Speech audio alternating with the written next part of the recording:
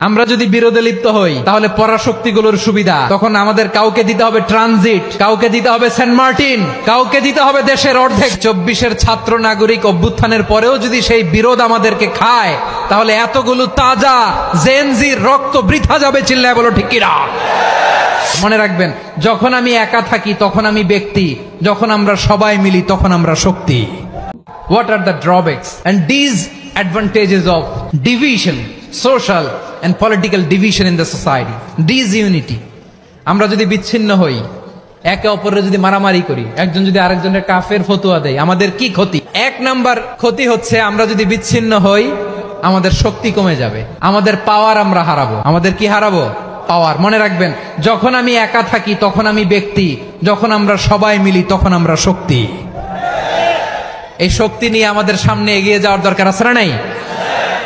তাহলে আমরা যদি নিজেরা বিরোধে লিপ্ত হই আমাদের ক্ষমতা, পাওয়ার ছুটে যাবে। আমরা এই পাওয়ার হারাতে চাই না, ঠিক কিনা বলেন?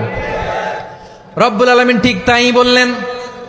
রব্বুল আলামিন বললেন, খবরদার, وَأَطِيعُوا اللَّهَ وَرَسُولَهُ وَلَا تَنَازَعُوا فَتَفْشَلُوا وَتَذْهَبَ رِيحُكُمْ وَاصْبِرُوا إِنَّ اللَّهَ مَعَ الصَّابِرِينَ। আল্লাহর আনুগত্য করো, নবীর আনুগত্য করো, কিন্তু খবরদার নিজেরা বিরোধে লিপ্ত হয়ো না, নিজেরা মারামারি করো না, তাহলে তোমাদের শক্তি কমায় দিবে কে? ফাতাফশালু, তোমরা সাহস হারাবা, ওয়া তাযহাবা রিহুকুম, তোমাদের শক্তি কমে যাবে, পাওয়ার কমে যাবে। তাহলে আমরা যদি নিজেরা মারামারি করি, আমরা নিজেরা যদি বিচ্ছিন্নতায় লিপ্ত হই, আমরা যদি মতানৈক্য করি, তাহলে আমাদের শক্তি কমে যাবে, ঠিক কিনা? আমরা শক্তি কমাবো। আচ্ছা, ছোট্ট একটা বাঁশের কঞ্চি যদি আপনারা দেয়, পায়ের মধ্যে ধাক্কা দিয়ে ভাঙতে পারবেন না? এরকম বাঁশের কঞ্চি যদি 20টা একসাথে জোড়া লাগায় দেয়, ভাঙতে পারবেন? কথা বোঝে নাই মনে হয়। চিকন একটা বাঁশের কঞ্চি দিলে ভাঙা যাবে না? এরকম চিকনই 20টা বাঁশের কঞ্চি একসাথে লাগাই দিলে ভাঙতে পারবেন? কারণ যখন আমি একা থাকি তখন আমি ব্যক্তি, যখন আমরা সবাই মিলি তখন আমরা শক্তি।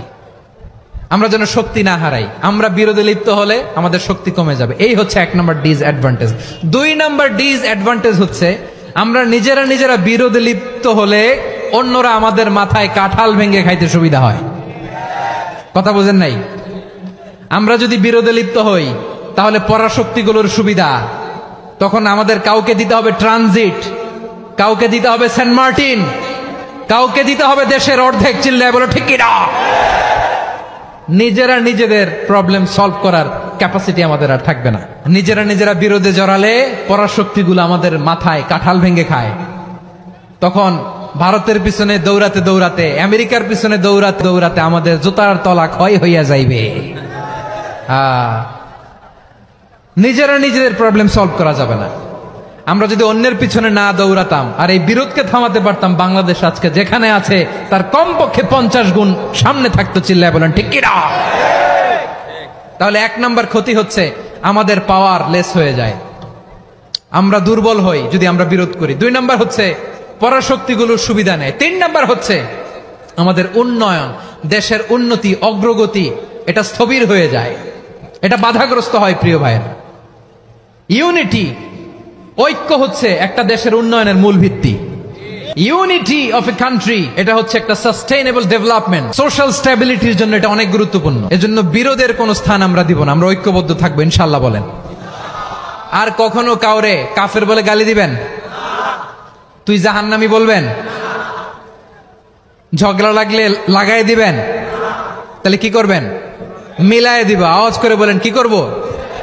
প্রিয় ভাইয়েরা, এই বিরোধ গত 50 বছর তো আমরা দেখেছি, ধর্মীয় অঙ্গন বলেন, সামাজিক অঙ্গন বলেন, রাজনৈতিক অঙ্গন বলেন, এই বিরোধ আমাদেরকে শেষ করে দিয়েছে।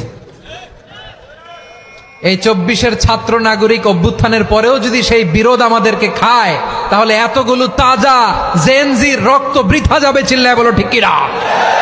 বৃথা যেতে দিতে চাই না, আমরা ঐক্যবদ্ধ থাকতে চাই। রাজি আছেন?